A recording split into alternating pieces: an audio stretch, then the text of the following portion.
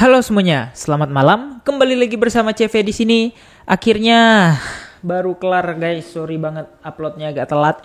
Baru kelar kerjaan-kerjaan duniawi dan harus mulai lagi kita di Web3 dan dunia-dunia digital.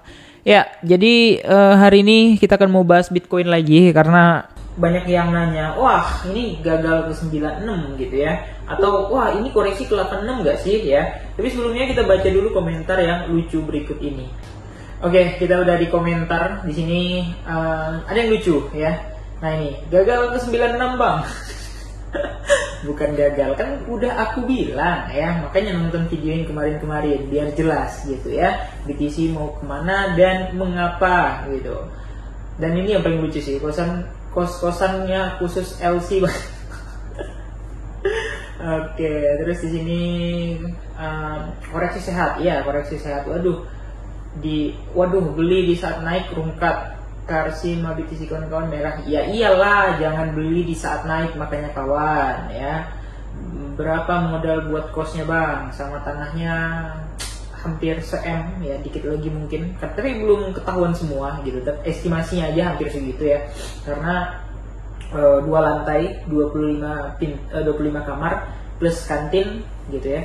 Jadi memang agak sedikit mahal untuk konstruksinya. Nah, jadi di sini kita mau bahas BTC karena tadi kan ada yang bilang gagal ke 96 gitu. Nah, aku udah bilang guys, dari kemarin aku bilang BTC ini mulai nggak sehat, mulai lucu gitu. Ya lucunya apa? Lucunya adalah naik tanpa retest dan itu sangat-sangat berbahaya. Kalian ingat kejadian waktu ETF naik tanpa retest, giliran terjun, bukan retest, langsung scam gitu. Makanya aku selalu bilang jangan pernah FOMO di market yang gila. Ya, karena kebanyakan orang itu malah beli ketika harganya itu naik. Lucu kan? Lucu. Kenapa? Ya karena pada saat harga naik itu akan mempengaruhi psikologis orang ya untuk ikut terjun dan ikut andil karena takut ketinggalan. Ya, padahal pada saat hijau itu udah saatnya take profit. Ya, aku pribadi tadi malam aku udah ingetin take profit biarpun 50%, biarpun berapa, aku udah take profit gitu, udah aman. Hari ini jujur no positions ya, nggak ada entry apapun aku. Karena seharian juga sibuk tadi ya ngontrol kos baru, renov sih, ada sedikit perbaikan di kos lama ya, talangnya rusak gitu kan. Jadi aku juga yang harus terjun bantuin tukangnya ya, karena memang aku punya tukang pribadi gitu ya. Nah, jadi satu hal yang perlu kalian perhatikan ya, satu hal yang paling perlu kalian perhatikan adalah BTC ini sebenarnya kalau misalnya sesuai dengan algoritma, dia mainnya tuh akan sangat cantik guys. Cantik dalam artian kayak gini ya. Ini sebenarnya kebaca ya, dia naik kemudian dia mau retest itu sebenarnya kebaca gitu, dan dia naik tanpa retest pun itu kebaca. Untuk apa? Untuk nge-trap atau untuk memanipulasi atau untuk mengejar likuiditas tertentu sehingga orang berbondong-bondong masuk baru dibalikin kayak gitu. Dan itu udah pasti pesanan exchange ya, yang mungkin tahu orang-orang exchange atau mungkin pernah kerja di exchange atau mungkin QL exchange pasti tahu. Di sini sorry banget, bukan aku menjelek-jelekan exchange, tapi memang begitu adanya. Makanya ada yang namanya liquidity sweep dan kita tahu likuidasi besar itu di area mana kayak gitu ya. Nah, aku berpengalaman di beberapa exchange dan pengalaman di exchange itu udah lebih dari 4 tahun. Jadi aku tahu lah beberapa cara mainnya. Nggak cuma exchange global, exchange lokal pun ada yang melakukan hal demikian. Ya, kita nggak perlu sebut merek. Ya tahu sama tahu aja mekanismenya seperti apa, cara kerjanya gimana gitu. Oke. Nah, jadi di sini balik lagi ke chart ya. Nah, aku mau jelasin ya dikit untuk selanjutnya itu kira-kira bagaimana dan seperti apa. Oke. Kita pakai yang OKX saja. Nah, ini udah kalian bisa lihat ya. Secara major timeline ya kita udah breakout, yes. Tapi mungkin kalian bilang, "Oh lah, gambar basi atau gambar niru." Jujur ya, memang gambar niru. Karena aku baru lihat ini, oh iya ya polanya kayak gini. Karena kemarin aku nggak gambar pola yang breakout ini, tapi aku gambar bull diff-nya aja. Di sini kan bull diff nih untuk daily kan, bisa lihat ya, ini udah ada double bull diff sebenarnya gitu ya. Nah, ternyata memang benar di 4 jam juga dia membentuk pola breakout kayak gini. Oke. Nah, jadi di sini ya, ini adalah PR gitu ya. Jadi kita belajar lagi dari structure-nya ya. 1 2 3 4 atau 4-nya di sini kayak 4, 5. Oke, wave 5 ya. 1, 2, 3, higher-nya di sini. Oke, 4, 5 udah pas ya. Nah, setelah misalnya dia ada 5 gerakan, biasanya dia akan mengakhiri gerakan dengan correction ABC gitu. Jadi ini udah kejadian satu correction wave gitu, atau kita sebut sebagai apa ya? Ya koreksi lah ya, cangkul koreksi gitu ya. Kalau kalian ngerti market structure itu pasti akan kelihatan.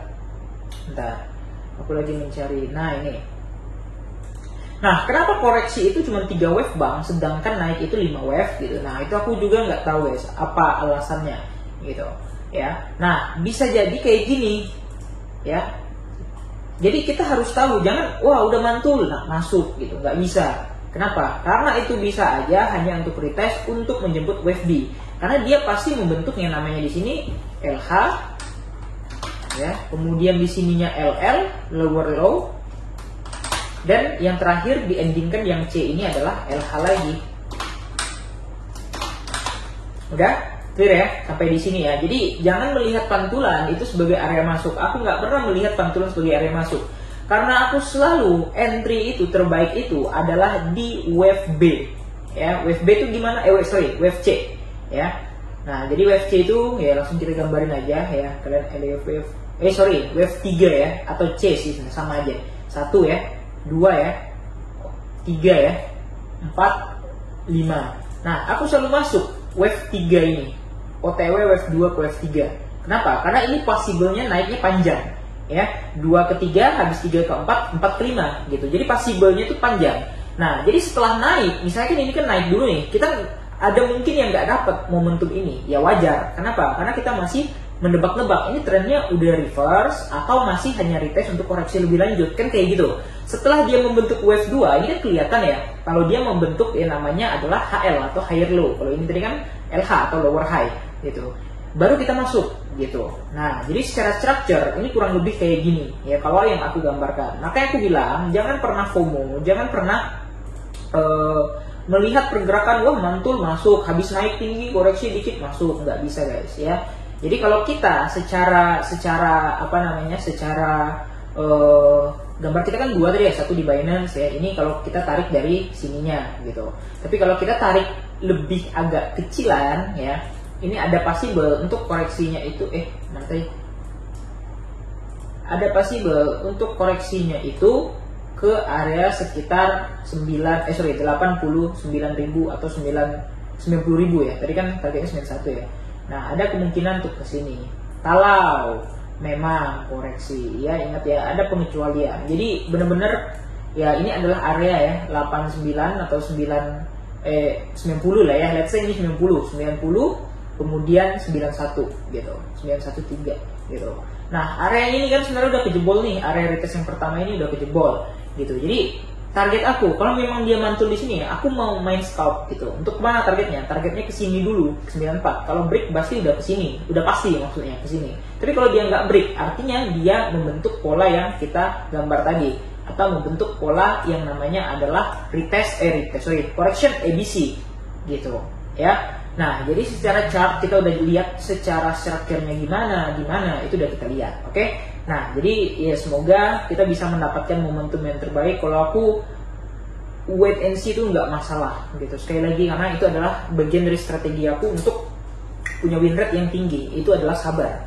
Ya, karena banyak orang kan kayak gitu tuh, kayak wah udah mantul masuk gitu. Padahal masuknya di retest. Ya bisa aja gitu, nggak salah. Asalkan kalian jualnya pas lagi atau jangan di hold gitu.